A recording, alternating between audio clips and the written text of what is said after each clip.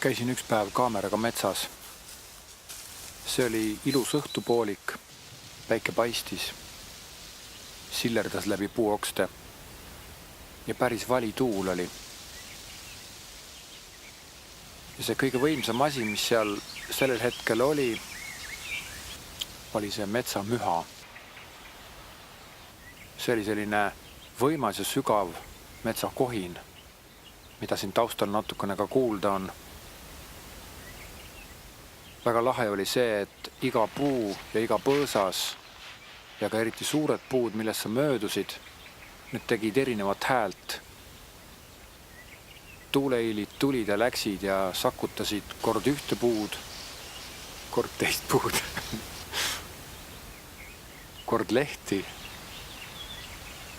Ma ei tea, kuidas see kõik käib, aga see oli võimas.